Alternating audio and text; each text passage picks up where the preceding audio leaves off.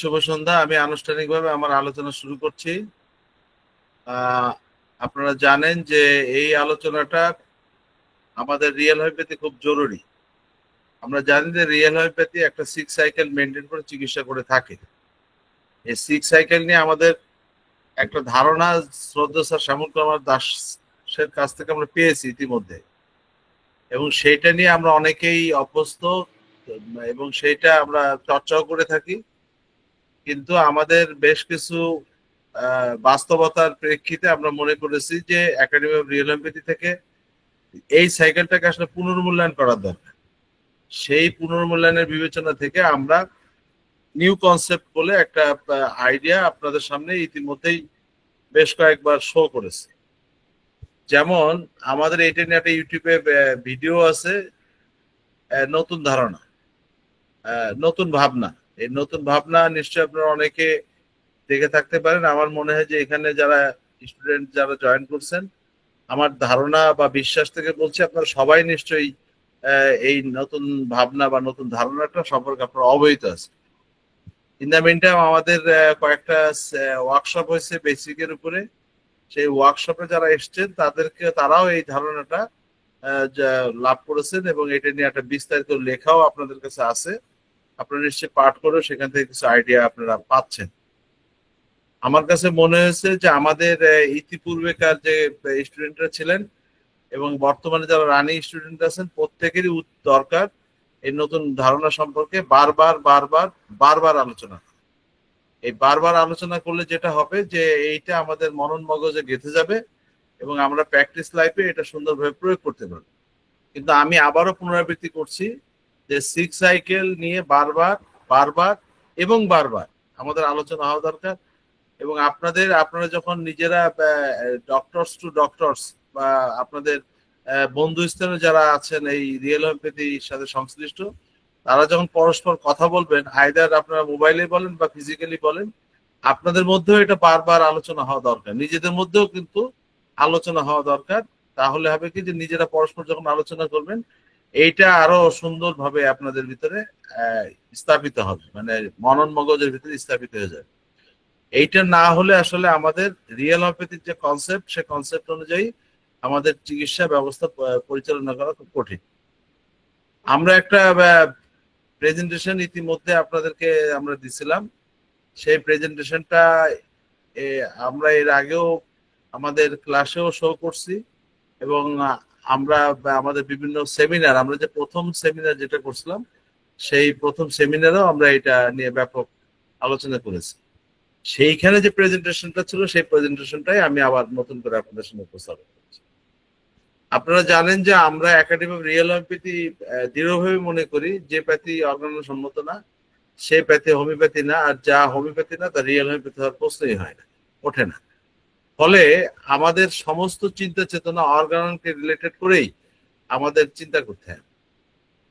আপনারা এও জানেন যারা আমাদের স্যার হ্যানিম্যানের যে 95, এই 95 অ্যাপোরিজম এবং 81 অ্যাপোরিজমে যে আলোচনাগুলো হয়েছে, সেটা হচ্ছে যে আমাদের যা কিছু ক্রনিক ডিজিজ সেগুলো বংশগতভাবে আমাদের কাছে আসে, এবং 81-এ এটা বলা হয়েছে, এবং 95-এ বলা হয়েছে যে এই বংশগত কি রোগ আমরা পাইছি না পাইছি, এটা এই প্রেজেন্ট লাইফ থেকে যদি বা প্রেজেন্ট সিমটমস থেকে যদি অ্যানালাইসিস করা অনেক সময় ভুল হতে পারে বা যথাযথভাবে ধরা নাও দিতে পারে।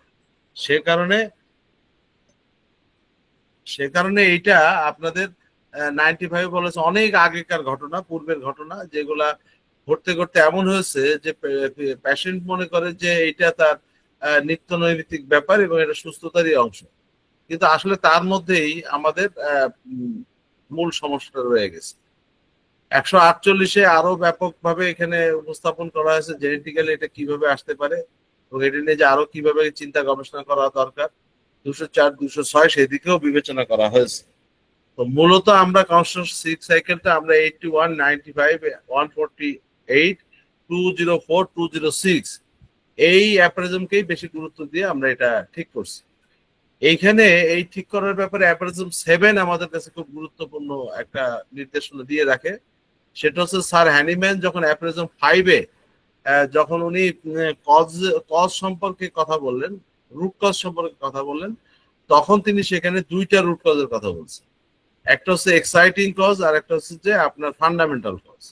এক্সাইটিং কজ থেকে যে বিষয়টা হয় সেটা জানেন আপনারা, যে আমাদের এক্সটার্নাল এনভায়রনমেন্ট থেকে বা ইন্টারনাল এনভায়রনমেন্টের যে ব্যত্যয়গুলো ঘটে, সেই ঘটনার থেকে যে আমাদের রোগগুলো সৃষ্টি হয় সেগুলো এক্সাইটিং কজের অন্তর্ভুক্ত, এবং সেইটা নিয়ে যে ডিজিজটা প্রকাশ পায় সেটা অ্যাকিউট ডিজিজ হিসেবে স্যার হ্যানিম্যান চিহ্নিত করেছে। আর ফান্ডামেন্টাল কজ যেটা, সেটা হচ্ছে যে আমাদের একদম মায়াজমেটিক ভাবে আমাদের বংশগতি থেকে আসে, যেটা 81-এ বিস্তারিত বলা হয়েছে, শত সহস্র প্রজন্মের পর প্রজন্ম এটা অব্যাহত হতে থাকছে। আর 7-এ এই কথাটাই বলা হয়েছে, আপনি যখন ক্রনিক ডিজিজের ট্রিটমেন্ট করবেন তখন আপনার সিমটম দেখার উদ্দেশ্য হচ্ছে আপনার মায়াজমে পৌঁছানো। আপনার সিমটম দেখার উদ্দেশ্য মায়াজমে পৌঁছানো যদি হয়, তাহলে অ্যাপ্রোজন 5 অনুযায়ী সেই মায়াজমটা হচ্ছে ফান্ডামেন্টাল কজ। অর্থাৎ ওর যে মানুষটা রুগী হিসেবে আপনার সামনে আসছে, সেই রোগের একটা রুট কজ আছে। সেই রুট কজ যদি ফান্ডামেন্টাল কজ হয় আপনার অ্যাপ্রোজন 5 অনুযায়ী, তাহলে সেটাকেই অ্যাপ্রোজন 7 অনুযায়ী আপনাকে বিবেচনা করতে হবে যে এটা আপনার মায়াজম, মায়াজমেটিক প্রবলেম। তো সেটা আমাদের আমরা জানি যে আমাদের যে লক্ষণ সমষ্টি রয়েছে, সেই লক্ষণ সমষ্টি থেকেই মূলত আমাদের মূল কনসেপ্ট হচ্ছে মায়াজমে পৌঁছানো। তো মায়াজমে পৌঁছানোর জন্য যে ধারণা আমরা রিয়েল হোমিওপ্যাথিক কনসেপ্ট থেকে করে থাকি, সেটা আপনারা জানেন যে আমরা গো ব্যাক প্যাথোলজিকে সব গুরুত্ব দেই। কেন দেই? সেটা তো 95 অ্যানিমেল স্যার অনেক পুরনো কাহিনীগুলো জানার কথা বলছে, পুরনো দুঃখ কষ্ট ভোগের কথাগুলো বলছেন। আবার আমাদের রবার্ট স্যার বলছেন যে শৈশবের চারিত্রিক বৈশিষ্ট্য নিয়ে সেটা ব্যাখ্যা করছেন। আমাদের শ্রদ্ধ স্যার শ্যামল কুমার দাস তিনি সেটাকে আপনার ফিলোসফি অফ আর্লি লাইফ সেই হিসেবে বিবেচনা করেছেন। এবং আমাদের শ্রদ্ধেয় শিক্ষক স্যার জেমস ট্যালার কেন্ট তিনি বলেছেন যে go back, you must go back. এবং তিনি এ কথাও বলেছেন যে তুমি নির্বোধ, হট ননসেন্স দিয়ে সেই বাক্যটা তিনি শুরু করেছিলেন, যে তুমি নির্বোধ, যদি তুমি বর্তমানে লক্ষণ নিয়ে যদি ওষুধ নির্বাচন করো এবং প্রয়োগ করো তাহলে তুমি নির্বোধ, তুমি নির্বোধ হোমিওপ্যাথ। আর সেই ক্ষেত্রে বুদ্ধিমত্তার জন্য কি পরিচয় দিতে বলছেন? You must go back. এবং বলছে যে তুমি অবশ্যই পিছনে ফিরে যাও এবং সেইখানকার লক্ষণ সমষ্টি সংগ্রহ করো এবং সেই লক্ষণ সমষ্টির উপরে ভিত্তি করে তুমি ওষুধ নির্বাচন করো এবং সেটাই তুমি প্রেসক্রিপশন করো। তো এই গো ব্যাক প্যাথোলজি থেকে মূলত আমরা যে সবচেয়ে বেশি গুরুত্ব দেই যে সিক্স সাইকেলের ফার্স্ট মানে ঠিক করার জন্য। তো গো ব্যাক প্যাথোলজিটা আসলে দুই ভাবে দেখা হয়, একটা হচ্ছে ইন্ডিভিজুয়ালের নিজের জীবনে, আর একটা হচ্ছে ইন্ডিভিজুয়াল যে জায়গা থেকে এলো, তার বাবা মা বা দাদা দাদি নানা নানি ভাই বোন, এই যে তার যে এরিয়া, তার যে ট্রি, সেই ট্রির যে ফ্রুট ট্রি আর্থ সিনড্রোম যেটাকে আমরা বলি, সেই ফ্রুট ট্রি আর্থ সিনড্রোমের ভিত্তিতে আমরা আসলে সেই তাদেরকে প্যাথোলজি দেখাটাও আসলে গো ব্যাক প্যাথোলজি দেখার অংশ। এখন ফার্স্ট সাইকেল যেটা কি, ফার্স্ট সাইকেলে আমরা কেন ব্যবহার করি? ফার্স্ট সাইকেল ব্যবহার করেছে অবস্টাকল রিমুভার, অর্থাৎ ফান্ডামেন্টাল অবস্টাকল রিমুভ করার জন্যই মূলত আমাদের ফার্স্ট সাইকেলটা বিবেচনা করা। এই ফার্স্ট সাইকেলের ব্যাপারে বিস্তারিত বর্ণনা আমাদের আছে, কিন্তু আমি শর্টে একজন চিকিৎসক যাতে সহজেই উপলব্ধ করতে পারে যে এই মুহূর্তে আমার কি দরকার বা সহজে চিন্তার একটা কেন্দ্রীভবন করার জন্য আমরা বলছি যে এখানে ফার্স্ট সাইকেলে সাধারণত পিআরএস পিটিএস আর পিসিএস কেই প্রাধান্য দেওয়া হয়। যদিও আমাদের ফান্ডামেন্টাল কজ হিসেবে আমরা অবস্টাকল হিসেবে আমরা 11টা মেডিসিনকে সামনে আনছি, 11টা ট্রু ডিজিজকে সামনে আনছি, কিন্তু আপনার বেসিক 11টা ট্রু ডিজিজ সরি আপনার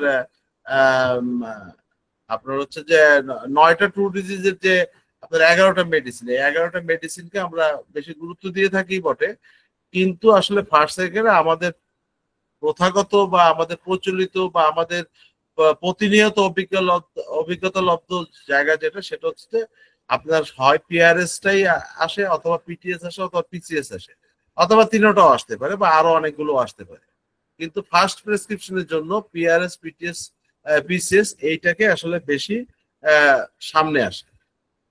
এখন সেই ক্ষেত্রে আমরা বলি যে পিআরএস অরিজিন। পিআরএস অরিজিনটা কি? পিআরএস অরিজিন হচ্ছে যে মানুষের যদি পিআরএস অরিজিন হয় তাহলে আপনাকে আপনার হাইড্রোফোবিনাম দিয়ে ওষুধটা শুরু করতে হবে, ট্রিটমেন্টটা শুরু করতে হবে। সেই ক্ষেত্রে মাত্র 2 লাইনে আমরা পিআরএস অরিজিনের ব্যাপারটা আনছি। সেটা হচ্ছে এই মানুষটি গর্ভে থাকতেই মায়ের অনেক কষ্টভোগের কারণ হয়েছে, অর্থাৎ বাচ্চাটা যখন গর্ভে ছিল, যে ইন্ডিভিজুয়াল আপনার সামনে এসছে ট্রিটমেন্টের জন্য, সে যখন তার মায়ের গর্ভে ছিল তখন তার মা অনেক কষ্টভোগের হয়েছে এই বাচ্চা গর্ভে আসার কারণে, এবং জন্মকালীন সময় থেকে একের পর এক ভয়াবহ রোগের সম্মুখীন হয়েছে। অর্থাৎ তার জন্মের পর থেকে অদ্যাবধি সে মানে যখনই যে অসুখ বিসুখ হয়েছে সেটা একটা ভয়াবহ অবস্থা তৈরি হয়েছে। এতটাই ভয়াবহ অবস্থা তৈরি হয়েছে যে যার কারণে তাকে হসপিটালাইজেশনে বা ভালো একজন ডাক্তার না দেখালে তার সেটা ঠিক হয় নাই, এবং আপনার হচ্ছে যে সেটা হরিবল ছিল, ভয়ানক ছিল। এবং সেই 2 থেকেই আসলে আমাদের স্যার শ্যামল কুমার দাস বলে থাকেন যেটা সেটা হচ্ছে যে হাইড্রোফোবিনা। সরি, আমার বিদ্যুৎ চলে গেছে, আমি মোবাইলে কানেক্ট হয়েছি, এখন আমি কি আলোচনা করতে থাকবো? জি জি করেন স্যার, শোনা যাচ্ছে এখন। তাহলে প্রেজেন্টেশনটা দেখা যাবে না। যাক, এখন যেটা বলতেছিলাম যে পিআরএস হচ্ছে তার জন্মের পর থেকে একের পর এক ভয়াবহ রোগের সমস্যা হয় এবং তার ইমিউনিটি সিস্টেমটা খুব দুর্বল থাকে। তার মানে তার হচ্ছে যে কিছুতে কিছু হলেই তার ইমিউনিটিতে প্রভাব পড়ে, তার রোগ যে আপনার নিরাময় ক্ষমতা খুব কম থাকে। আর পিটিএস অরিজিন অর্থ হচ্ছে এই মানুষের গর্ভকালীন বা জন্মকালীন বা পরবর্তীকালে ভয়াবহ রোগ ভোগের ইতিহাস নেই। তার মানে সে জন্মানোর সময় কোনো ভয়াবহ ইতিহাস নেই, অথবা তার মায়ের পেটে ছিল যখন, তখন মাও খুব একটা যে কষ্ট টষ্ট ভোগ করেছেন তা না, কিন্তু তার প্রায় বিভিন্ন প্রকার সর্দি, জ্বর, কাশি, ডায়রিয়া ইত্যাদি রোগ হয় প্রায়, এবং তার জন্য ওষুধ খেতে হয়, ওষুধ না খেলে সেগুলো সারে না, এবং এর জন্য প্রচুর ওষুধ তার খেতে হয়েছে। সেটা অ্যালোপ্যাথিক হতে পারে অথবা প্রচলিত আমাদের যে হোমিওপ্যাথিক ওষুধ সাধারণত দিয়ে থাকে সেটাও হতে পারে। এইটাও আসলে পিটিএস অরিজিনের একটা বিষয় হিসেবে আমরা চিন্তা করতে পারি। তো এখন প্রশ্ন হচ্ছে যে তাহলে পিসিএসটা কি? পিসিএসটা হচ্ছে, এটা অরিজিনের বিষয় না, এটা হচ্ছে যে পিসিএসটা হচ্ছে তার বংশগতিতে যদি দেখা যায় যে তার বিশেষ করে মায়ের কোলে যদি কোনো যক্ষার ইতিহাস থাকে অথবা আপনার ক্যান্সারের ইতিহাস থাকে, বা পিতা মাতা যাই হোক বংশে যদি ক্যান্সারের ইতিহাস থাকে, তখন পিসিএস এর ইম্পর্টেন্সটা বেড়ে যায়। পিসিএস এর ইম্পর্টেন্স আরেকটা জায়গায় বাড়ে যে বংশে তো আছেই, এবং এই মানুষটারও একই একটা নির্দিষ্ট রোগ দীর্ঘকাল ধরে ভুগতেছে, দীর্ঘকাল ধরে একটা নির্দিষ্ট রোগে ভুগতেছে, সে রোগটা সহসা তার পার হচ্ছে না এবং সহসা সে ভালো জায়গায় যাচ্ছে না। এবং এইটার সময় আরো 2টা সাইন তার সাথে যোগ হতে পারে। একটা হচ্ছে যে তার ঘুম হয় না, রাতের পর রাত তার বিনিদ্র রজনী কাটতে পারে, এবং সেখানে আরেকটা জিনিস যোগ হতে পারে, সেটা হচ্ছে যে ওই মানুষটার আপনার বিশেষ করে পায়খানার যে ইতিহাস, তখন দেখা যায় 2 দিন 3 দিন 4 দিন পরে তার পায়খানা হয়। পায়খানা যখন হয় 2 3 4 দিন পরে হলে তো কোষ্ঠকাঠিন্য হয় বা একটু কষ্ট হয়, এটা ঠিক আছে, কিন্তু এই যে 2 3 দিন 4 দিন যে পায়খানা হলো না, তার জন্য তার কোনো মানে অস্বস্তি বোধ নেই, ডিসকমফোর্ট ফিলটা নাই। ফলে এইটাও কিন্তু আপনার পিসিএস এর একটা ক্ষেত্র হিসেবে বিবেচনা করতে হবে। তো আপনাকে এই যে এই ওষুধগুলো ধরেন আপনার ফার্স্ট সাইকেলের যে প্রধান অবস্ট্রাগল, সেখানে আপনি পিআরএস, পিটিএস, পিসিএস তিনটাই যদি পান, তাহলে ধারাবাহিকভাবে আপনাকে প্রয়োগ করতে হবে। যার ভিতরে যেটা প্রধান সবচেয়ে গুরুত্বপূর্ণ সেটা সামনে আনতে হবে। সেক্ষেত্রে আমরা যদি জন্মকালীন গর্ভকালীন সংকটের যদি বেশি নিদর্শন দেখি, তাহলে হাইড্রোফোবিনাম দিয়ে আমাকে শুরু করতে হবে। আর যদি দেখি যে না, আসলে আজকের এই অবস্থার কারণে তার এই আনজাস্টিফাইড মেডিকেশনটাই বেশি গুরুত্বপূর্ণ, তাহলে আমাকে কার্বোভেজ দিয়েই শুরু করতে হবে।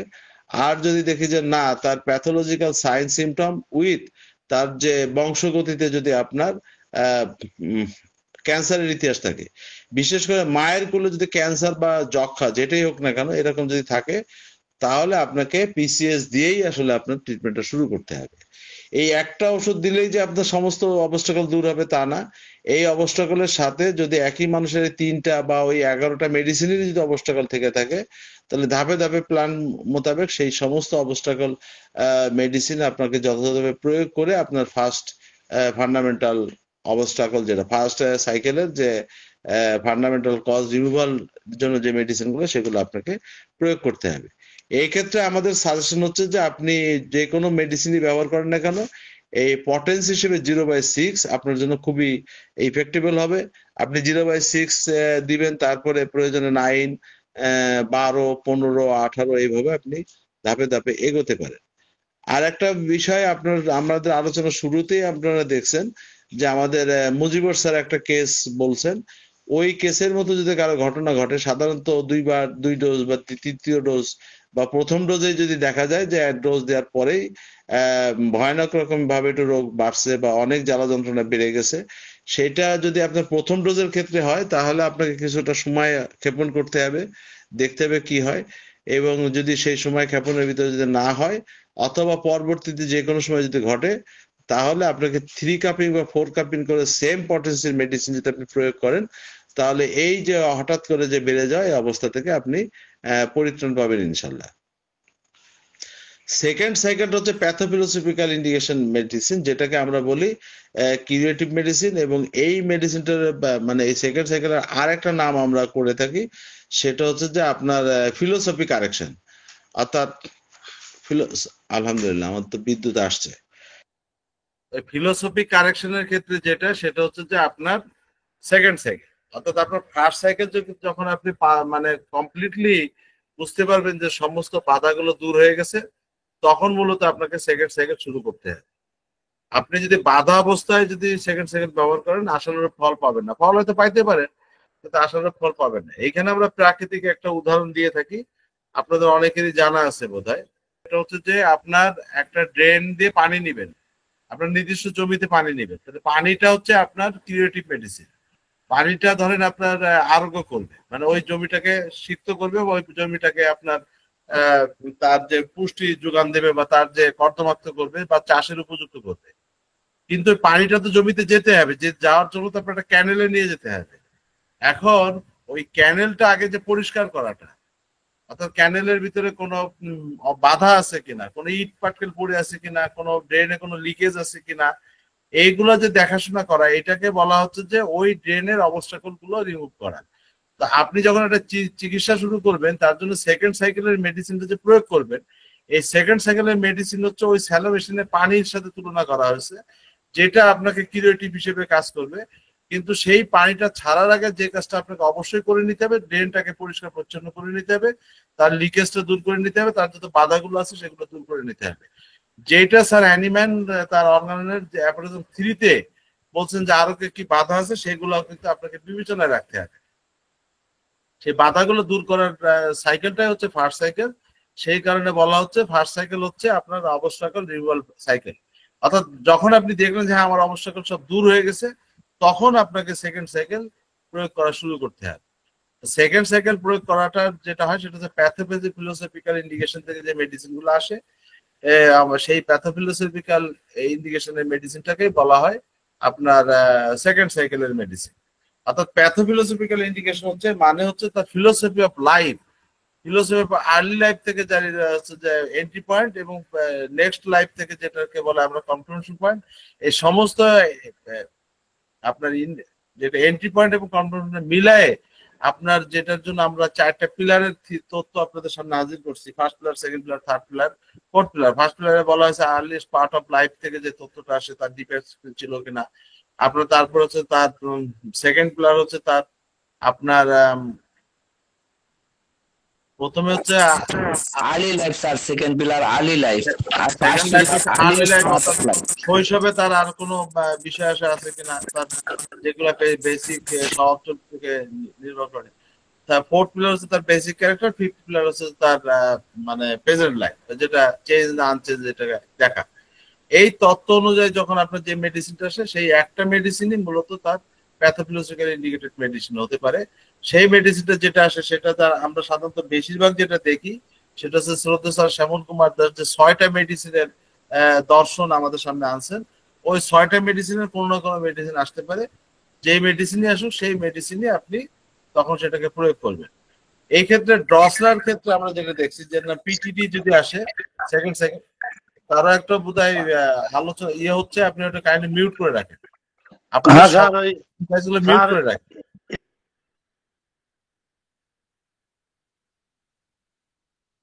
হ্যাঁ, এখন বিষয়টা যেটা সেটা হচ্ছে, শোনা যাচ্ছে আমাকে গোপেশ? হ্যাঁ স্যার, আপনাকে শোনা যাচ্ছে, আমি সকলকে মিউট করে দিয়েছি। আচ্ছা, থ্যাংক ইউ। এখন সেকেন্ড সাইকেল মানে এই যে মেডিসিন যেটা 6টা মেডিসিনের যে মেডিসিন সেখানে যদি পিটিটি আসে মানে ড্রসারা যদি আসে, অনেক সময় দেখা যায় যে আমরা ড্রসারা দিতে পারি না। তার হচ্ছে যে প্রিভিয়াসলি যদি আপনার সমস্যা থাকে, যেমন হচ্ছে যে আমাদের জগ, সরি আমি একটা ফোন রিসিভ করিনি। আসসালামু আলাইকুম। আসসালাম। হ্যাঁ, আলহামদুলিল্লাহ। আমি একটা প্রোগ্রামে আছি, পরে কথা বলতে হবে। 11টার পরে রিং দিন। তো আপনার হচ্ছে যে ড্রসেরা যদি আসে তখন দেখা যায় প্রিভিয়াস গো ব্যাকে যদি আমরা টিবি যদি থাকে, নিউমোনিয়া থাকে, সেই ক্ষেত্রে অনেক সময় আমরা সংকটগ্রস্ত হই, এই একটা ব্যাপার হয়। আর এবার হয় যে আমরা আমাদের একটা ইয়েতে দেখছি, আমরা আমাদের পর্যবেক্ষণে আমরা যেটা দেখছি যে একই মানুষের ভিতরে যে পিটিটির মধ্যে ড্রসেরা আপনার যেমন অ্যাপ্লিকেবল, সেই সাথে কারো কারো ক্ষেত্রে টিউবারকুলিনাম, কারো কারো ক্ষেত্রে ব্যাসিলিনামও কিন্তু এখানে অ্যাপ্লিকেবল হতে পারে। তো সেইটার ক্ষেত্রে আমরা সেই মেডিসিন গুলো আমরা গুরুত্ব দিতে পারি। তো আরেকটা হচ্ছে যে কি, যে অনেক সময় কার্বেভেস কার্বেনিমেলিস অনেক সময় আপনার টিপিটির ক্ষেত্রে উপযোগী হয়ে দাঁড়ায়। সেটা নিয়েও আমরা যারা আমাদের ওয়ার্কশপে যারা এসেছিলেন তারা সেটা নিয়ে বিস্তারিত তথ্য জেনেছেন। আমরা আপনাদের ক্লাসে এর আগে যখন আমরা 11টা মেডিসিনের আলোচনা করেছি সেখানেও এই আলোচনাগুলো করছি। প্রয়োজন হলে ভবিষ্যতে আবারও ইনশাল্লাহ আমরা আলোচনা করব। এখন প্রশ্ন হচ্ছে যে ওই যে মেডিসিনে আসুক না কেন, সেকেন্ড সাইকেলের ক্ষেত্রে যেহেতু এটা কিউরেটিভ মেডিসিন, এই মেডিসিনটা আপনার 0/1 বা অথবা 0/3 দিয়ে আপনাকে শুরু করতে হবে। আপনার 0/1 দিয়ে শুরু করলেও চলে, 0/3 দিয়ে শুরু করলেও চলে, কিন্তু সেই ক্ষেত্রে আপনি যে আগাবেন কিভাবে, আগানোর নিয়মটা হচ্ছে একটা পটেন্সি শেষ হবে তার নেক্সট পটেন্সি দিয়ে শুরু করতে হবে। আমরা যেমন অবস্টাকল রিমুভালের ক্ষেত্রে বলছি 6, 9, 12, 15 এইভাবে বলছি, কিন্তু আপনার সেকেন্ড সাইকেলের মেডিসিনটা ওইভাবে হবে না। সেকেন্ড সাইকেলের মেডিসিনটা 1, 2, 3, 4, 5, 6 এইভাবে ক্রমে ক্রমে আগাতে হবে। এবং এটা ততদিন পর্যন্ত আগাতে হবে যতদিন পর্যন্ত তার যে ফিলোসফিক্যাল ইন্ডিকেশন ছিল, যেগুলা হচ্ছে যে আপনার নেগেটিভ সাইড, সেটা যতক্ষণ পর্যন্ত পজিটিভ সাইডে না আসবে, ইতিবাচক না হবে তার ফিলোসফিটা। এবং যেটাকে আমাদের স্যার হ্যানিম্যান অ্যাপ্রিজম 9-এ যেটাকে বলছেন রিজন গিফটেড মাইন্ড, যুক্তিসিদ্ধ মন, এই যুক্তিসিদ্ধ মন যতক্ষণ পর্যন্ত না আসবে ততক্ষণ পর্যন্ত আসবে না। এখন এইখানে একটা বক্তব্য আছে, যুক্তিসিদ্ধ মন আপনি কিভাবে বুঝবেন? আমার মানুষটা খুব উদার এবং সে অনেক দান খয়রাত করে, এটাকে আমরা সাধারণত পজিটিভ সাইন ধরে নিই। তা এটা যদি আবার একটা মানুষ খুব ক্রিয়েটিভ, সে খুব মানে মেধা, তার প্রচন্ড মেধা, সে মেধা দিয়ে সে অনেক ভালো ভালো লেখাপড়া অনেক কিছুই করে। তো এই যে বা সে একটা মানুষ খুবই মানে অ্যাটেন্টিভ, অর্থাৎ কোনো একটা ঘটনার সাথে যদি সংশ্লিষ্ট হয় বা কোনো একটা ব্যক্তির সাথে যদি সংশ্লিষ্ট হয়, ডিপ অ্যাটাচমেন্ট তৈরি হয়ে যায়। তো এইটা তো কাজের ক্ষেত্রে, কর্মের ক্ষেত্রে ডিপ অ্যাটাচমেন্টটা থাকা ভালো, এটাকে অনেকে আমরা পজিটিভ হিসেবে মনে করি। তাহলে এইটা আবার কারেকশন কিভাবে? এইটা নিয়ে কিন্তু একটা বড় প্রশ্ন আমাদের চিকিৎসক সমাজে থেকে যায়। তার উত্তর হচ্ছে যে কোনো একটা জিনিস, সে ভালো দিক হোক আর মন্দ দিক হোক, সেইটার ইনভলভমেন্টের কারণে যদি আসলে আখেরে একটা খারাপ উদাহরণ যদি আসে, তাহলে সেটাই আসলে আমাদের নেগেটিভ সাইড। যেমন একটা মানুষ খুবই ক্রিয়েটিভ, সে ভালো গান বাজনা অথবা ছবি কবিতা এগুলো নিয়ে আছে, দেখা গেল সে এতটাই নিবিড় ভাবে আছে, তার খাওয়া ঘুম মানে অন্যান্য বিষয়ের সাথে তার কোনো নজর নাই। তার যে হিউম্যান বিং হিসেবে সমাজের প্রতি, পরিবারের প্রতি অনেক দায় দায়িত্ব আছে, সেদিকেও তার নজর নাই। আছে তার ক্রিয়েটিভিটি নিয়ে, আছে তো ক্রিয়েটিভিটি নিয়েই আছে। একটা মানুষ খুব উদার, দানশীল, কসমোপলিটান মেন্টালিটি, তার নিজের ঘরে বাজার নাই, সে অন্যের বাজার করার জন্য ব্যস্ত রয়েছে। বাড়ি এসে দেখতেছে তার সন্তান সন্ততি সব না খেয়ে আছে অথবা তারা নানা রকম সংকটে ভুগতেছে, সেদিকে নজর নাই। অর্থাৎ ওই যে মানুষ দান খয়রাত করে বলেই তাকে পজিটিভ ভাবা যাবে না। সে দান খয়রাত করাটা অবশ্যই একটা পজিটিভ দিক, কিন্তু সেটা তখন পজিটিভ দিক হবে অ্যাজ ওয়েল এজ যদি সে তার নিজের পরিবারের দিকেও যদি যত্নবান হয়, নিজের পরিবারের দিকেও যদি তার দৃষ্টিভঙ্গিটা উপযুক্ত থাকে। এই জন্য ওটা বলা হয়েছে রিজন গিফটেড মাইন্ড, অর্থাৎ যুক্তি সিদ্ধ মন, অর্থাৎ মনটা যুক্তি সিদ্ধ হতে হবে। একটা মানুষ স্বার্থপর, স্বার্থপরটাকে আমরা নেগেটিভ হিসেবেই দেখি সাধারণত, কিন্তু প্রশ্ন হচ্ছে যে মানুষের নিজের স্বার্থ মতেই বোঝে না, সেটাও কিন্তু আবার নেগেটিভ দিক। কেন নেগেটিভ দিক? কারণ মানুষের তো একটা স্বার্থজ্ঞান থাকতেই হবে। স্বার্থজ্ঞান না থাকলে কিন্তু সে এই কমিউনিটিতে, এই সোসাইটিতে, এই বাস্তবতায় কিন্তু সে নিজেকে টিকিয়ে রাখতে পারবে না, কিন্তু সার্ভাইভ করতে পারবে না। তাহলে তার স্বার্থটাকে তো অবশ্যই বিবেচনা করতে হবে। কিন্তু এই এই মানুষটা যখন দেখা যায় নিজের স্বার্থ বিবেচনা করতে, যে অন্যের স্বার্থ জলাঞ্জলি হলো না, অন্যের কোনো ক্ষতি হয়ে গেল কিনা, অন্যের কোনো বিষয় হলে গেল, তাতে তার কিছু যায় আসে না, এইটা নেগেটিভ। কিন্তু সে অন্যের স্বার্থ রক্ষা করে, নিজের স্বার্থ রক্ষা করে, এইটা হচ্ছে রিজন গিফটেড মাইন্ড। আমরা কারেকশন বলতে কিন্তু এই কারেকশনটা বলি।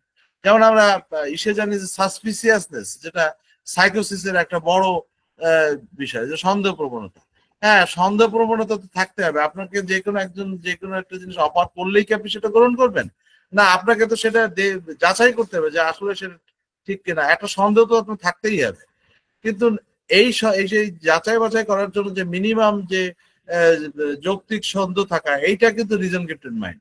কিন্তু না, আপনার সন্দেহ এতটাই প্রবল যে আপনি সেই সন্দেহের কারণে আপনার নিজের সাজানো গোছানো সংসার ধ্বংস হয়ে যাচ্ছে, আপনার নিজের সাজানো গোছানো ব্যবসা ধ্বংস হয়ে যাচ্ছে। অথবা আপনি এতটাই সন্দেহপ্রবণ যে আপনি ভালো জিনিসও সন্দেহের বাতিগ্রস্ত হয়ে আর সেটা গ্রহণ করতে পারতেছেন না। তাহলে সেটাই কিন্তু নেগেটিভ। কিন্তু ওইটা পজিটিভ হবে কখন? সেটা হচ্ছে, হ্যাঁ, সে সন্দেহ করে, উপযুক্ত ধারণা পেলে বা উপযুক্ত প্রমাণপত্র পেলে অবশ্যই সেটা গ্রহণ করে সে, তাতে কোনো ডাউট নেই। আর যেগুলো জিনিস মানে স্বতঃসিদ্ধ ভাবেই ভালো জিনিস, সবাই জানে, সেও জানে, তারপরে সে নতুন করে সন্দেহ প্রবণ হয় না, সেটা সহজেই সে গ্রহণ করতে পারে। তাহলে বুঝতে পারে এটা রিজন গিফটেড মাইন্ড। আমরা অ্যাপ্রিজম 9 এর এই রিজন গিফটেড মাইন্ড তৈরি না হওয়া পর্যন্ত কিন্তু আমাদের সেকেন্ড সাইকেলের প্যাথোফিজিওলজিক্যাল ইন্ডিকেশন থেকে যে মেডিসিন আসবে, সেটা 1 2 3 4 5 6 7 8 করতে করতে চলতেই থাকবে এবং 30 পর্যন্ত যাবে। 30তেও যদি দেখা যায় যে না, আবার আমার শেষ পর্যন্ত কিছুই যায়নি, এখনো কিছু কিছু সমস্যা রয়ে গেছে, তাহলে আবার 1 দিয়ে আপনাকে শুরু করতে হবে। আমাদের থার্ড সাইকেলে বলা হয়েছে ইন্টারমিডিয়েট সাফারিং বেসড অবস্থা। ইন্টারমিডিয়েট সাফারিং বেসড অবস্ট্রাগল, সেটা হচ্ছে আমাদের আওরগানের ফুটনোট 32-তে দেখবেন যে এই ব্যাপার এখানে বলা হয়েছে যে কিছু কিছু জিনিস আমাদের চিকিৎসা চলাকালীন সময় কিছু সংকট তৈরি হয়, তো সেইটার ব্যাপারেও কিন্তু আমাদের চিকিৎসা ব্যবস্থা করতে হবে। সেইখানে আমরা দুইটা ধারণা আমরা সামনে আনি। একটা হচ্ছে যে আপনার ফ্রন্ট বেস অবস্ট্রাগল, আর একটা আমরা ধরি হচ্ছে যে ফিলোসফি বেস অবস্ট্রাগল। তো না, সরি, একটা হচ্ছে ফ্রন্ট বেস অবস্ট্রাগল আর একটা হচ্ছে মডালিটি বেস অবস্ট্রাগল, সাফারিং এর মডালিটি বেস অবস্ট্রাগল। তো আপনার হচ্ছে যে যদি দেখা যায় যে মানুষের ফ্রন্ট বেস কি, ফ্রন্ট বেসটা হচ্ছে যে ছোটবেলায় সে মানুষ আসলে সিফিলিস ফ্রন্ট থেকে আসছে না সাইকোসিস ফ্রন্ট থেকে আসছে। সিফিলিস ফ্রন্ট থেকে যদি আসে তাহলে তাকে সিফিলিনাম মাঝে মধ্যে দিতে হতে পারে, আর যদি সাইকোসিস ফ্রন্ট থেকে আসে তাহলে তাকে থুজা এবং তার কমপ্লিমেন্টারি মেডোরিনাম দিতে হতে পারে। আর যদি দেখা যায় না উভয় ফ্রন্ট থেকে আসছে, তাহলে তার সাইকেলটা হবে থুজা, তারপরে মেডোরিনাম, তারপরে সিপিলিনাম। এই ধারাবাহিকতায় ওই ওষুধগুলো একটা নির্দিষ্ট বিরতি দিয়ে দিয়ে আপনাকে প্রয়োগ করতে হবে। এখন এই ফন্টটা আমি কিভাবে বুঝবো? সেটা হচ্ছে যে শিশুর জন্মের সময় কোনো হয়তো তীব্র সমস্যা ছিল না, কিন্তু কয়েকদিন মা কিংবা মাসের মধ্যে দেখা গেল সে নিউমোনিয়া আক্রান্ত হয়েছে, অথবা বক্ষব্যাধি বা সাইনাস জনিত কারণে সর্দি শিরস্থায় শিশুর নাক বন্ধ হয়ে শ্বাস গ্রহণের সমস্যা হচ্ছে, বাচ্চা বাচ্চা বুকের দুধ টেনে খেতে পারে না, তার শ্বাস এটে যায়, না কেটে যায়।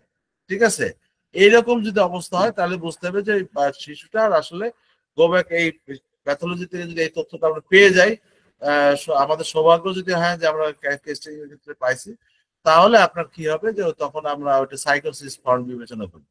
সেই ক্ষেত্রে আপনার মেডিসিন হবে থুজা, এবার থুজা আমার যতক্ষণ পর্যন্ত ন্যায় নিবে, তারপরে আমার কমপ্লিমেন্টারি মেডোরিনাম প্রয়োজন হবে। আবার যদি ক্ষয় কিংবা ধ্বংসাত্মক কোনো প্যাথোলজি প্রকাশিত হয়, অর্থাৎ ছোটবেলা থেকে সে মানে ক্রমেই তার ক্ষয় হয়ে যাচ্ছে, শরীর ক্ষয় হচ্ছে, অথবা তার হচ্ছে যে পচন গলন অবস্থা যাই হোক, সেটা না পচে গলে শেষ হয় না, সেটা একটা পাঁচরা হলেও সেটা পচে গলে একাকার, সেটা যদি হঠাৎ করে কেটে যায় তাহলে সেটা না পচে গলে ভালো হয় না, তাহলে বুঝতে হবে যে ওটা সিপিলিস ফর্ম থেকে আসছে, তখন তার সিপিলি নামের ডোজ দিতে হবে এবং পর্যবেক্ষণ অনুযায়ী এগোতে হবে। এই ডোজটাকে আমরা বলি যে পটেন্সিটাকে একাডেমি অফ রিয়েল লাইফ থেকে সাজেশন দিয়ে থাকি, সেটা হচ্ছে এটাও 0/6। 0/6 হচ্ছে বেস্ট পটেন্সি, এবং এইটা দেওয়ার নিয়ম হচ্ছে যে আপনি একটা ডোজই দিবেন। আপনার চলমান ওষুধ যেটা আছে সে যে ওষুধ চলবে, ইন্টারমিডিয়েট সাফারিং যখন দেখতেছেন তখন এটা অবশ্যকালের ক্ষেত্রেও এটা হইতে পারে, ফার্স্ট সাইকেলের সময় হতে পারে, সেকেন্ড সাইকেলের সময় হতে পারে। এই ইন্টারমিডিয়েট সাফারিং যদি ফন্ট বেস কোনো সাফারিং দেখেন, তাহলে তখন আপনাকে কি করতে হবে, ওই পূজা অথবা মেডো অথবা সিপিলিনাম 0/6 ওষুধ তাকে দিতে হবে। এটা একটা ডোজ, সিঙ্গেল ডোজ দিয়ে আপনি পরের দিন থেকে আবার আপনার আগের যে ওষুধ সেই ওষুধ আপনার নিয়ম অনুযায়ী চলতে থাকবে। যদি দেখেন যে না প্রয়োজন নাই, সেটা আপনার অবজারভেশনই ঠিক করে দেবে যে আবার ওই ওই ওষুধটা আবার দিবেন না অন্য ওষুধ দিবেন, সেটা হচ্ছে আপনার অবজারভেশন থেকে আসলে সিদ্ধান্ত নিতে হয়।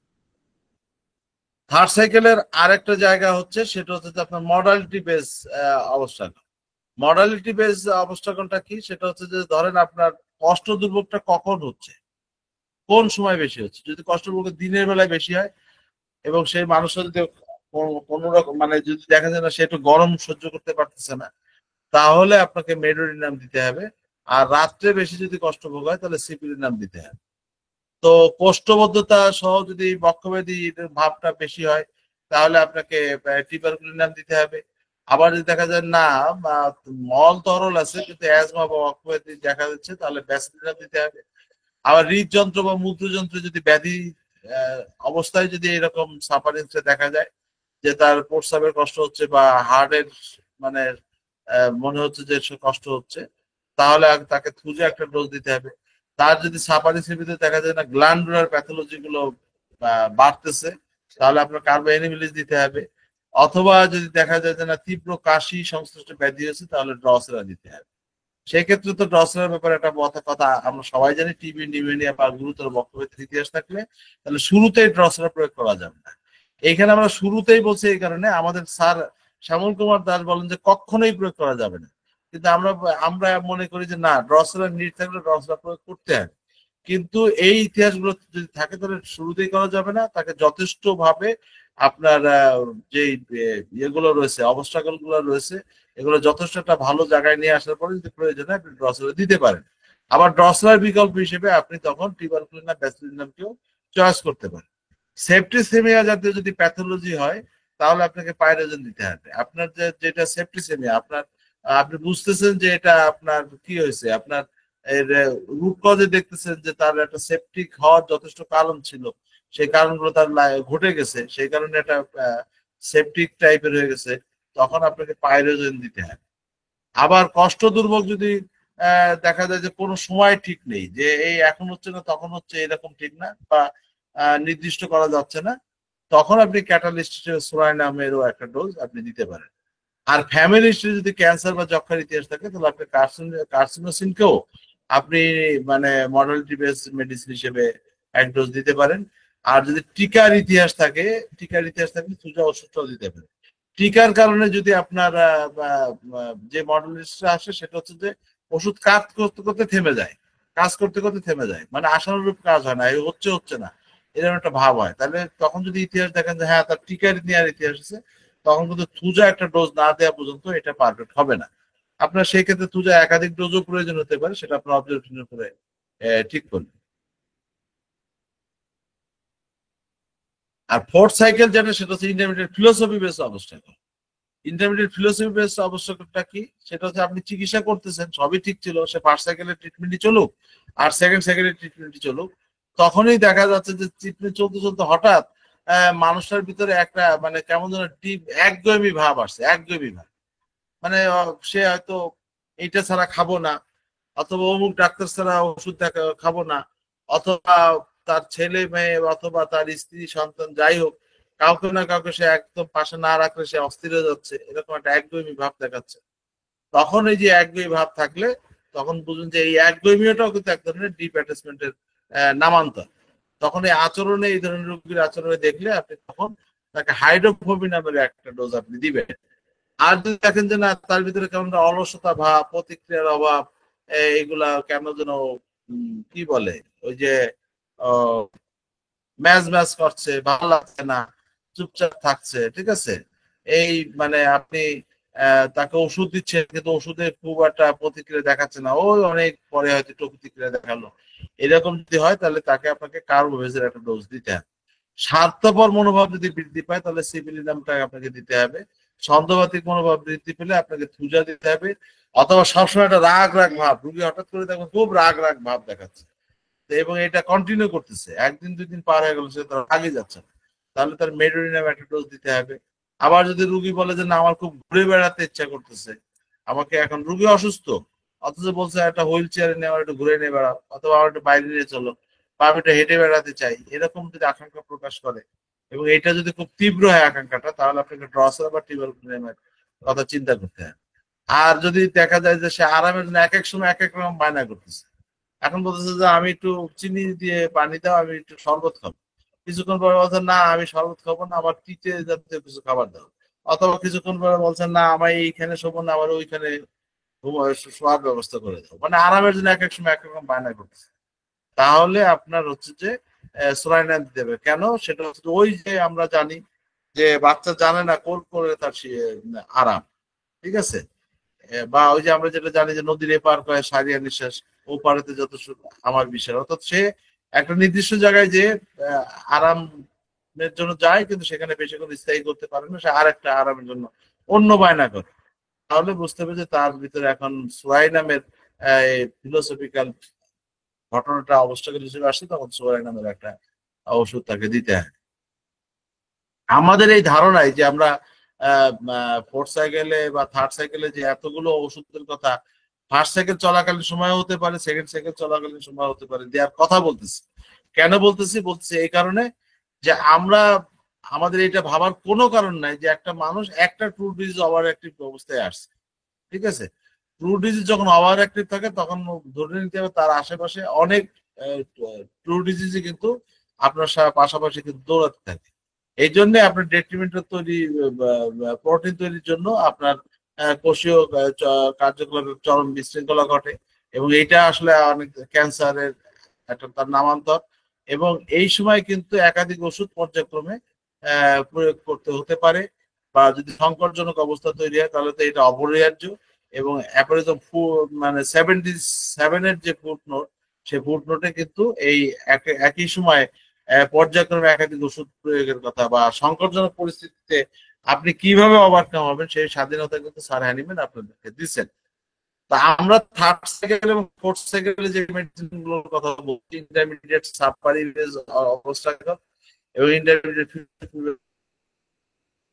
আমরা 06 থেকেই আমরা শুরু করব, এবং ধাপে ধাপে আমরা প্রয়োজনে 06, 07, 09, 012, 015, 018 এইভাবে আমরা আগাতে থাকবো।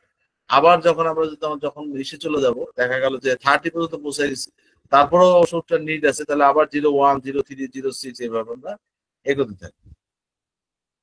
এইটা হচ্ছে যে আমাদের ইন্টারমিডিয়েট সাপোর্টেড বেস অবস্থা।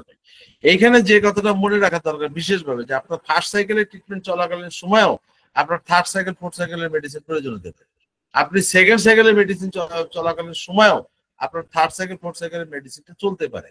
তো সেই ক্ষেত্রে আমাদের করণীয়টা কি? করণীয় হচ্ছে যে আগের যে মেডিসিনটা আমি প্রয়োগ করতেছিলাম ফার্স্ট সাইকেলের জন্য বা সেকেন্ড সাইকেলের জন্য, সেই মেডিসিনটা বন্ধ করে আমি এই অবস্ট্রাকল রিমুভালের মেডিসিন দিব, এবং তার কমপক্ষে 12 থেকে 24 ঘন্টার ভিতরে আমি নেক্সট কোনো পটেসি আমি তাকে প্রয়োগ করবো না, একটা ডোজ দিয়ে নেক্সট প্রয়োগ করবো না, তারপরে আমি অবজারভেশনের উপরে ভিত্তি করে সিদ্ধান্ত নিব যে আমি কি করব আর কি করবো না। আমরা জানি যে আমাদের একটা বক্তব্য আছে যে সেটা হচ্ছে যে আপনার ফান্ডামেন্টাল কজ রিমুভাল মেডিসিন যে 11টা, এই 11টা মেডিসিনই সাধারণত সমস্ত রোগের মুশকিলের আহসান হতে পারে, কিন্তু না, অ্যাপারিজম 50-তে স্যার হ্যানিম্যান কিন্তু বলতেছেন যে এটা পারে না। আমাদের অনেক কিছুই আছে যেটা হচ্ছে আপনার শুধু ফান্ডামেন্টাল কজের উপরে নির্ভর করে, অনেক কিছুই মায়াজামের উপরে নির্ভর করে না। যেখানে মায়াজামের উপর শুধুমাত্র মায়াজামের উপর নির্ভর করে না, সেই ক্ষেত্রে আপনার করণীয় ঠিক, সেই ক্ষেত্রে করণীয় উনি বলছেন যে মোর সিমিলারিটি অফ সিমটমস, অর্থাৎ আপনার করণীয় হচ্ছে মোর সিমিলারিটি অফ সিমটম থেকে আপনার ওষুধ নির্বাচন করা। এই ওষুধটাকে আমরা বলি কনস্টিটিউশনাল রিমেডি। এখানে মোর সিমিলারিটি বলতে কিন্তু তার প্যাথোলজির সিমিলারিটি না, প্যাথোলজির সিমিলারিটিকে চিহ্নিত করে যে মেডিসিনটা দিবেন সেটা হচ্ছে আমাদের সাধারণত যে আমাদের প্রচলিত ক্লাসিক্যাল হোমিওপ্যাথি বলতে যা বোঝায় সেটার মতো চলে যাবে। কিন্তু না, অন্য মেডিসিনকে গ্রহণ করা ক্লাসিক্যাল হোমিওপ্যাথির নামে যেটা চলছে তার সাথে রিয়েল হোমিওপ্যাথির কোনো সম্পর্ক নেই। আমাদের এখানে কমার্শিয়াল মেডিসিন হচ্ছে যে তার যে মানে প্রকৃত কনস্টিটিউশন, তার যে ধাতুগত অবস্থা, তার চেহারা ছবি, তার দৈহিক গঠন, তার মানসিক অবস্থা, তার মানে আপনার শীত কাতরতা, গরম কাতরতা, তার যে আপনার স্বভাব মনোভাব, ঠিক আছে, তার পিপাসা, সাধারণ অবস্থায় তার পিপাসা, সাধারণ অবস্থায় তার ক্ষুধা অবস্থা, সাধারণ অবস্থায় তার মল ত্যাগের অবস্থা, এই সব কিছু মিলে সে সাধারণত কি ধরনের স্বপ্ন দেখেন, সাধারণত কি ধরনের হচ্ছে যে আপনার কোন কোন ঋতুতে কি তার রোগ বালাইগুলো বাড়ে, কোন কোন ঋতুতে কমে, ইত্যাদি ইত্যাদি বিষয়গুলো যেটা আমরা বলি সেইগুলা মিলাই মূলত আমাদের কনস্টান্ট রিমেডিটা ঠিক করা হয়। এবং এই রিমেডিটাও কিন্তু আসলে মূলত আপনার জেনেটিক সমর্থন করে। কেন জেনেটিক্স সমর্থন করে? সেটা হচ্ছে যে এটা তো ফেনোটাইপ। একটা মানুষের জেনেটিক্স এর দুইটা টাইপ আছে, একটা হচ্ছে যে জেনোটাইপ আর একটা হচ্ছে ফেনোটাইপ। জেনোটাইপটা হচ্ছে যেটা আপনাদের ওই জেনেটিক্স এর অভ্যন্তরীণ অবস্থায় সে কি ধরনের প্রোটিন তৈরি করবে না করবে, তার জন্য কি ধরনের জেনেটিক কোড তৈরি করবে না করবে, সেটা হচ্ছে তার জেনোটাইপ। ফেনোটাইপটা কি? সে তার চেহারাটা, অর্থাৎ তার ওই যে প্রোটিনের ফলে যে অবয়বটা তৈরি হলো, যেটা দেখা যায় বা উপলব্ধি করা যায়, সেটাকে বলা হয় ফেনোটাইপ।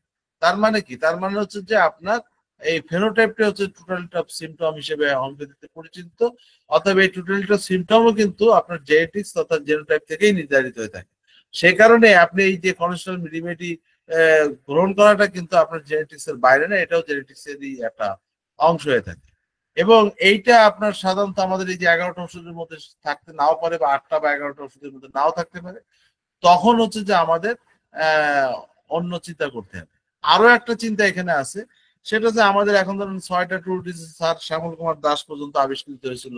আমরা এখানে আরো কিছু ট্রু ডিজিজ আমরা সেখানে সংশোধন করছি, যেমন পিসিএস কে আমরা সংযোজন করছি, আমরা জিটিএস কে সংযোজন করছি, তারপরে আমাদের যে কনজেনিটাল অ্যানামলি, এইটাকেও আমরা ট্রু ডিজিজ হিসেবে বিবেচনা করতেছি। এইসব মিলায় টিলায় কিন্তু ট্রু ডিজিজের সংখ্যা বাড়ছে, এবং গবেষণা করলে ভবিষ্যতে আরো বাড়তে পারে। ফলে আপনাকে আটকে থাকার কোনো সুযোগ নেই যে আমি এই পর্যন্ত যা জানছি তার বাইরে আর কিছু জানার সুযোগ নেই, এটা ভাবার কোনো কারণ নেই। ফলে আপনাকে কিন্তু আপনি খুঁজে বের করতে পারেননি, ঋষিরা খুঁজে বের করতে পারেননি দেখে আপনি থেমে থাকবেন তা তো না। আপনি একজন ফিজিশিয়ান, আপনাকে শেষ পর্যন্ত বিজয়ী হতে হবে, শেষ পর্যন্ত বিজয়ী হওয়ার জন্য চেষ্টা করতে হবে, আপনাকে সেই সফলতা হওয়ার জন্য চেষ্টা করতে হবে।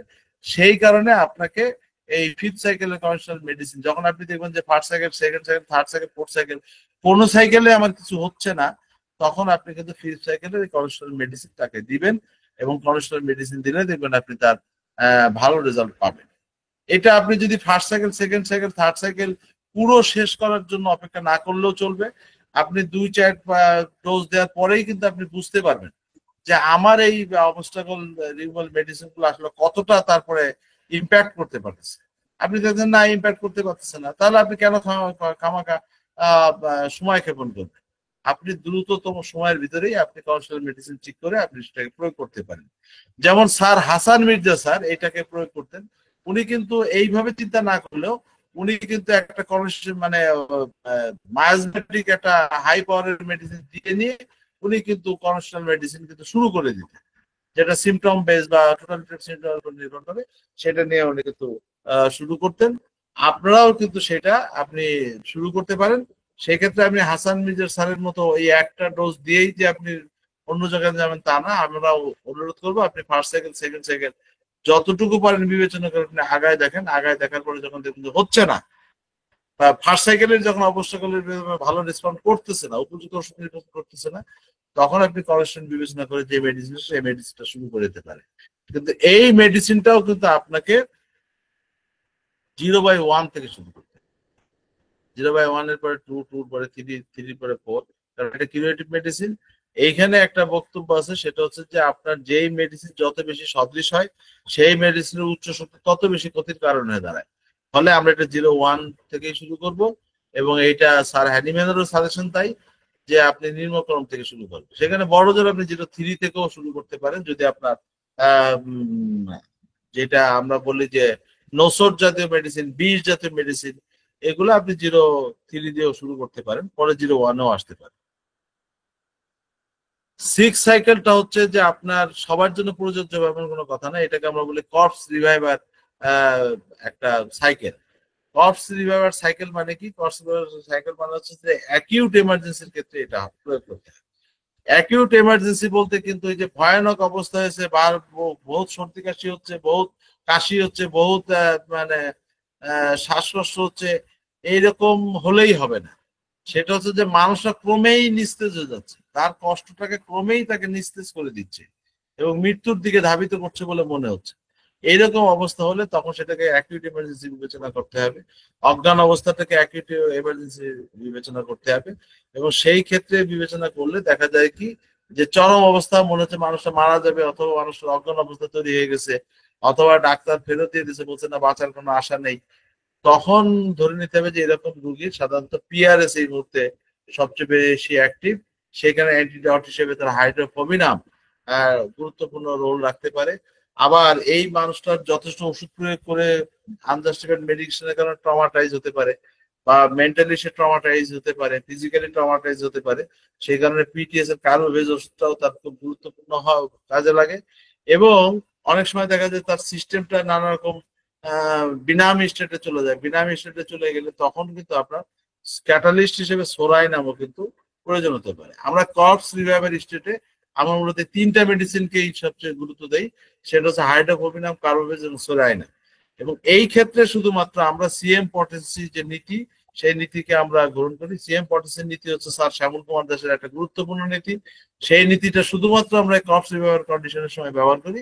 সেটা হচ্ছে প্রথমে আমি সিএম দিব, সিএম দেওয়ার পরে যদি আশানুরূপ ফল পাই তাহলে আমি 15 যাব, আর যদি আশানুরূপ ফল যদি না পাই তাহলে 200-এ চলে যাব, 200-এও যদি আশানুরূপ ফল না পাই আমি 0-3-তে চলে যাব, 0-3-তে যদি আশানুরূপ ফল না পাই 0-1-এ চলে যাব। তারপর আবার আমি সিএম এ আসবো, সিএম এর থেকে আবার 15-18 পর্যন্ত দেখতে পারি।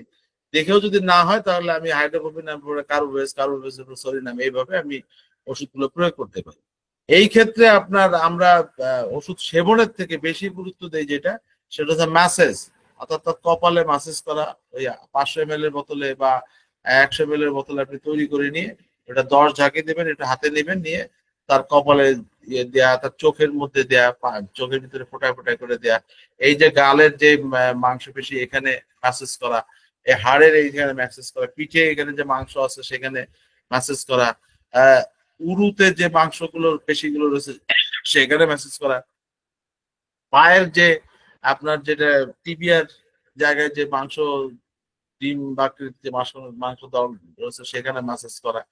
এই মাসেজের মাধ্যমে আমরা এটা করতে পারি। এটা করলে আমাদের আমরা দেখছি যে বেশি কাজ হয়। তবে সেই ক্ষেত্রে নিয়ম হচ্ছে আপনি যতবারই হাতে পানি নেবেন ততবারই বোতলটা 10টা ঝাঁকে দিয়ে নেন, নিয়ে আপনি এটা নিয়ে আপনি চেষ্টা করবেন যে অ্যাকিউট এমার্জেন্সি অবস্থা থেকে বেরোয় আসার।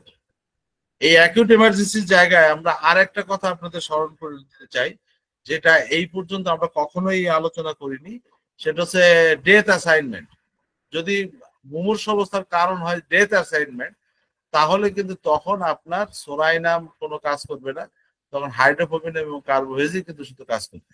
কেন কাজ করবে? সেটা হচ্ছে যে কাজ করবে মানে তাকে বাঁচানোর কোনো সুযোগ নাই। ডেথ অ্যাসাইনমেন্ট শুরু হয়ে গেলে সাধারণত 7 দিনের ভিতরে তার মৃত্যু ঘটে।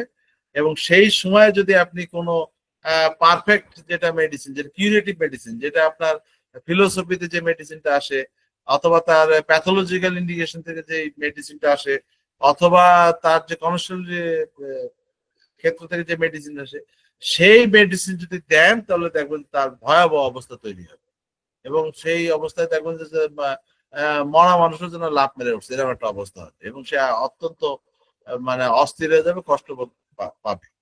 এইটা সম্পর্কে কেন্ট অবজারভেশনের যে 12টা অবজারভেশন রয়েছে সেইখানে দেখবেন এই ধরনের একটা কথা আছে, উপযুক্ত নির্বাচিত ওষুধ প্রয়োগ করার সঙ্গে সঙ্গে যদি ভয়ানক রকম ভাবে বৃদ্ধি পায় এবং সেই বৃদ্ধি যদি ক্রমে তার কর্ম অবনতি ঘটাতে থাকে, তাহলে বুঝতে হবে যে মানুষটার আসলে সম্ভব না, তার আরোগ্য করা সম্ভব না। অত বইটাই তার, ওই রোগটাই তার মৃত্যুর কারণ এবং সেই মৃত্যুর কারণের মধ্যে সে মারা যাওয়ার জন্য রেডি আছে। তো সেই ক্ষেত্রে আপনার যদি আপনি ডেথ অ্যাসাইনমেন্টের কিছু সুনির্দিষ্ট সাইন আছে, সিমটম আছে, সেটা নিয়ে আমি যদি সুযোগ হয় উপযুক্ত সময় একদিন আপনাদের সামনে কথা বলবো। তো ওই ডেথ অ্যাসাইনমেন্ট হলে তখন আপনাকে কোনো কিউরেটিভ মেডিসিন প্রয়োগ করা যাবে না। তখন একমাত্র মানে মাত্র দুইটা মেডিসিনের মধ্যে আপনাকে থাকতে হবে, সেটা হচ্ছে হাইড্রোফোবিনাম এবং কার্বোনাস। হাইড্রোফোবিনাম কেন? হাইড্রোফোবিনাম হচ্ছে সেটা হচ্ছে যে আমাদের যে নিউরো আমাদের যে মৃত্যুর যে যন্ত্রণা, এই মৃত্যুর যন্ত্রণা কিন্তু আমাদের সারা শরীরে প্রবাহিত করে, কিন্তু আমার নিউরো থেকে।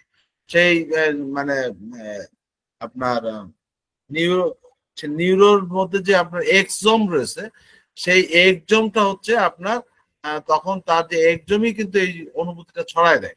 ফলে এক্সোমটাকে কিন্তু আপনার অকার্যকর করে দেয় হাইড্রোফোবিনাম। ফলে ওর যে মৃত্যু যন্ত্রণা, এই মৃত্যু যন্ত্রণা তো ও তো মারা যাবে, মারা যাওয়ার আগে তো মৃত্যু যন্ত্রণা প্রত্যেক মানুষেরই হবে। ফলে তখন আপনাকে ওই এক্সোমের কার্যকারিতা বন্ধ করে দেওয়ার জন্য তখন আপনার হাইড্রোফোবিনাম ভূমিকা রাখে। অর্থাৎ লোকটা মারা যাবে ঠিকই, কিন্তু মৃত্যুর আগে সে একটু অন্তত যন্ত্রণা কাতর অবস্থা না, অনেকটা শান্তিতে তার মৃত্যু ঘটানোর সম্ভাবনা থাকে। আর কার্বোভেজল ওষুধের প্রয়োজন কি? কার্বোভেজল ওষুধের প্রয়োজন এই কারণেই যে তখন আপনাদের হচ্ছে যে যখন রেসপিরেটরি সিমটম মানে সিস্টেম এবং আমাদের যে কার্ডিওভাস্কুলার সিস্টেম, এগুলা কিন্তু তখন খুব একটা ভালো কাজ করে না। ভালো যখন কাজ করে না তখন আমাদের শরীরের ভিতরে কার্বনের সংখ্যাটা কিন্তু বেড়ে যায় এবং কার্বনের পরিমাণটা বেড়ে যায়, একটা ইমব্যালেন্স অবস্থা তৈরি হয়ে যায়। তখন কার্বোভেজ যদি আমরা ওষুধটা দেই, তখন এই কার্বনকে রিডিউস করার জন্য সে যথেষ্ট অবদান রাখতে পারে। সেইভাবে কার্বোভেজ তখন আমাদের জন্য কাজ করে। তো ডেথ অ্যাসাইনমেন্ট যখন শুরু হয়ে যায়, তখন হাইড্রোফোবিনাম এবং কার্বোভেজের প্রয়োগটা বুঝতে গেলে তখন আপনাদেরকে কিন্তু প্যাথোফিজিওলজিটা ভালো করে জানতে হবে এবং প্যাথোফিজিওলজিটার ওই সময়কার যে ঘটনাক্রম গুলো, শরীরের ভিতরে যে কি ঘটনাগুলো ঘটতেছে, এই ঘটনাগুলো আপনি জানতে পারলে আপনি সহজে কখন হাইড্রোফোবিনাম দিতে হবে, কখন কার্বোভেজ দিতে হবে, আপনি সেটা ঠিক করতে পারবেন। এবং সেই মেডিসিন যদি আপনি রাখেন, তা ডেথ অ্যাসাইনমেন্ট শুরু হলে তো 7 দিনের ভিতরে মারা যাবেই এবং সেই মৃত্যুর আগ পর্যন্ত কিন্তু সে যথেষ্ট ভালো থাকে। কিন্তু আপনি যদি মনে করেন আপনি ডেথ অ্যাসাইনমেন্ট বুঝলেন না, তখন যদি মনে করেন না না আমি রুগীর তো বাঁচাই রাখবো, আপনি মানে বিধাতা তারে নিয়ে যাবে কিন্তু আপনি তারে বাঁচায় রাখবেন, এরকম যদি টেন্ডেন্সি থাকে, তখন আপনি যদি কিউরেটিভ মেডিসিন দেন, তাহলে মৃত্যুর আগে সেই মুহূর্তটা তার অত্যন্ত যন্ত্রণাদায়ক হবে, অত্যন্ত কষ্টদায়ক হবে। এবং এইটা আমাদের হাইপোথ্যালামাস, যখনই আপনি যতবার কিউরেটিভ মেডিসিন দেবেন, হাইপোথ্যালামাস তত অ্যাক্টিভ হবে ওই কিউরেটিভ মেডিসিনটাকে ধ্বংস করে দ্রুত তাকে মানে শেষ করে দেওয়ার জন্য তার অ্যাসাইনমেন্ট অনুযায়ী সে কাজ করবে। ফলে যে রিয়াকশনটা তার শরীরের মধ্যে হয়, এটা রোগীর পক্ষে কষ্ট বাড়ায় দেয় এবং তার জন্য খুব বিব্রতকর হয়। সেই কারণে আপনি 6 সাইকেলের আসলেই হবে না, মুমূর্ষ অবস্থায় আসলেই হবে না, আপনাকে জানতে হবে যে এই মানুষটা আসলে ডেথ অ্যাসাইনমেন্টের মধ্যে আছে কিনা। ডেথ অ্যাসাইনমেন্টের মধ্যে যদি থাকে, তাহলেও আপনি কিন্তু এই হাইড্রোফোবিনাম কার্বোভেজ ক্ষেত্রে বিশেষ আপনি সরিনাম প্রয়োগ করতে পারেন অথবা নাও পারেন। আর ডেথ অ্যাসাইনমেন্টের সময় তো মেডিসিন অনলি ফর দুইটা, সেটা হচ্ছে হাইড্রোফোবিনাম এবং কার্বোভেজ।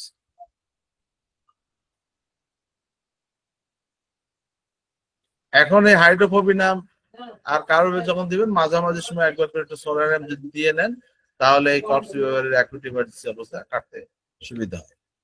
আমার এই ছিল আজকের মানে আলোচনা।